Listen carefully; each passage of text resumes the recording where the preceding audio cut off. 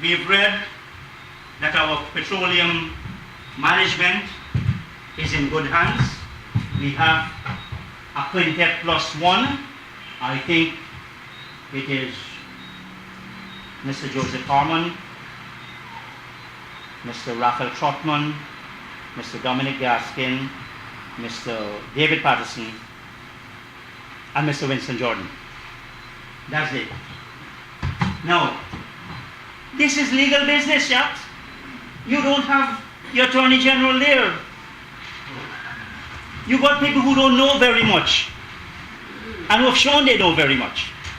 And you leave out your Minister of Legal Affairs and you leave out your Minister of Foreign Affairs when you've got a big border issue and you've applied to the United Nations for an extension of your economic zone. And you leave out those people. Are you serious? Is it because it just sounds sensible? Quintet plus one? I'll finish. When asked about all blocks, one of the 5 chosen ministers recently made the claim there is nothing left to give out, and Jagdeo knows that. Now, this is not about politics, this is about our country. At least stick to the facts. If you don't know the facts, don't speak. This was completely wrong. As we said in an earlier slide, he issued a license in 2016 to Tolon and Echo. So that's not true. Come on, Mr. Patterson, don't mislead people. Minister of Business said that the expenses for the trip to Texas would be charged as cost oil. That again is not true. The agreement specifies what constitutes cost oil. And if you start telling Exxon to fiddle around, oh my God, what they done? This is a great quintet. And they have not read the main provisions of any provision of the legislation about it.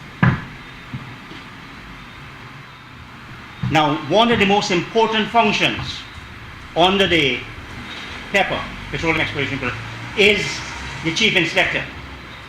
All companies got to report to him if anything goes wrong. He keeps the list, he keeps the register.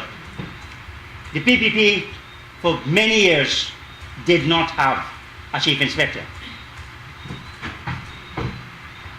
The current government has not appointed one up to now. So major functions under the Act cannot be carried out. ExxonMobil was issued with 600 blocks. Approximately 600 blocks. You recall my saying the law says you can only get 60. Can you imagine that?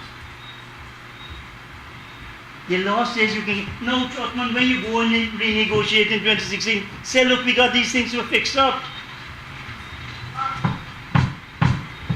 Now, we have computed that ExxonMobil, either alone or in a joint venture relationship, controls 54% of the acreage for which licenses are in valid existence.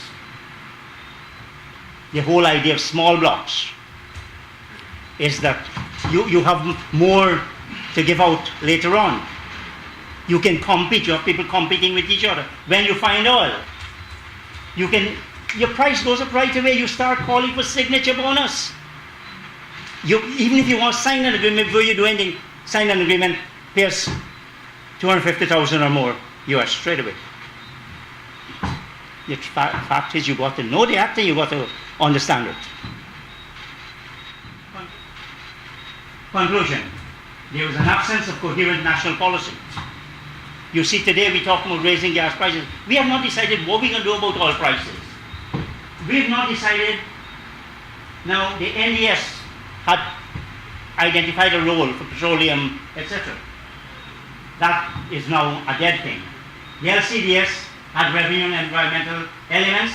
It's now in limbo at both levels.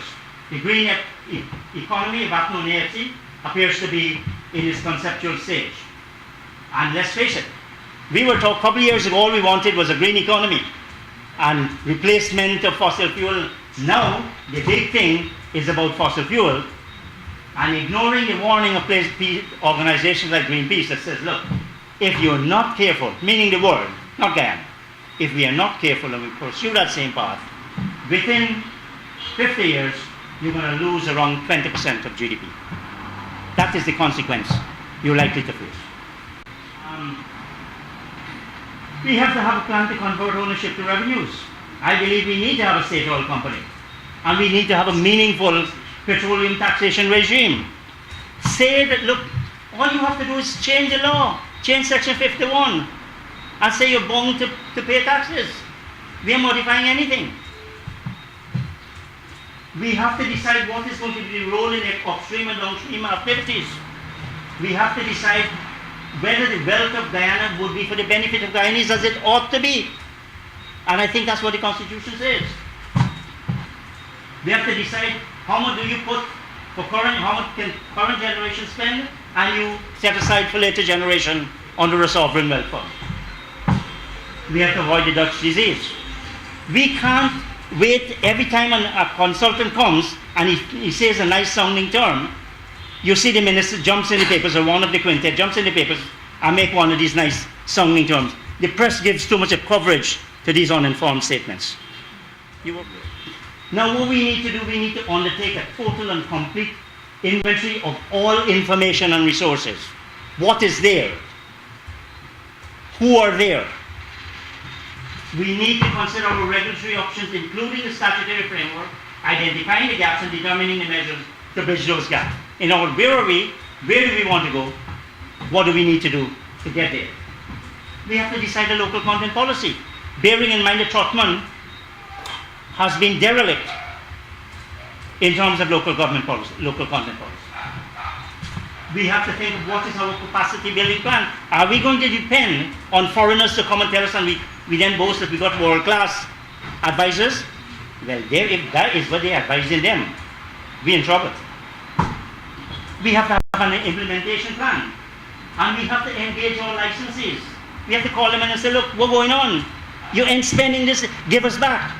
Like the PPP in 2014, say, we're taking back one of these licenses. You can't have your resources pending out there whilst people try, charlatans and others try to make money out of it. This is a bibliography. Some of the sources we have used. We've used material locally and foreign. There's a lot of stuff out there. The World Bank is excellent in terms of the petroleum administration. The best model that I have seen is Ethiopia, which the recommendation came from the World Bank. All we got to do, I think our staff may have brought a copy. It's not rocket science. In the final analysis, this is about contract law. They can't shaft you. You can buy a meter to know how much oil is being generated from the wellhead to the floating platform to the ship. You have to get your Auditor General involved. Our Auditor General has not been involved up to now. Do these guys know what they're doing?